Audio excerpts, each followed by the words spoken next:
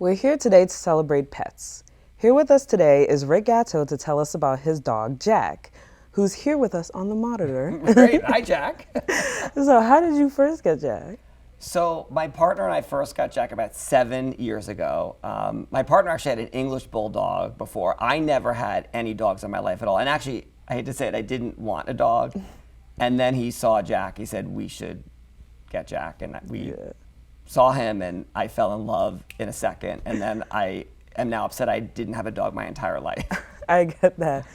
How did he become the mascot for all the students? So it's kind of funny. So I've been a storybook for 20 years, and now the last 7 having Jack.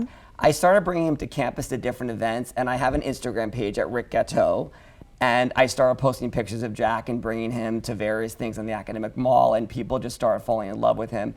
And my favorite time was bringing him in front of students on Staller stage when we were introducing all the new students to Stony Brook. And right away, they saw him on stage and just fell in love with him. And so it's been a little bit of a competition. Wolfie is still #1 mascot. I just want to make that clear. But Jack is a close second, I think. I see that.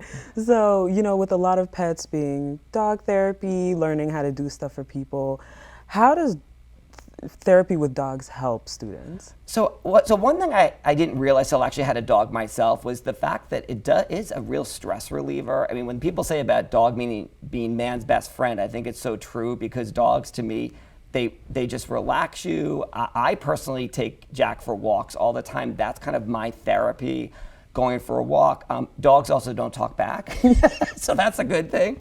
And just they show so much affection and love that to me, when I'm around him, or any dogs for that matter, I just think it's just a fun experience. And so I love talking to our students often about their own dogs and pets. On campus, we do have our CAPS Pals program, which is amazing.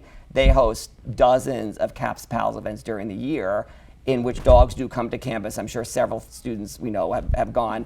They've had at least, I think, 2,500 students this year come pet the dogs, and it's basically Pet Away Life Stress is what it stands for. And it's a really great event. So around finals times and throughout the academic year, we do host these events, and I'm so grateful to the team for organizing them. That's great. I've been to some of the events, and I will say it is great to have pets with us. But thank you for being with us today.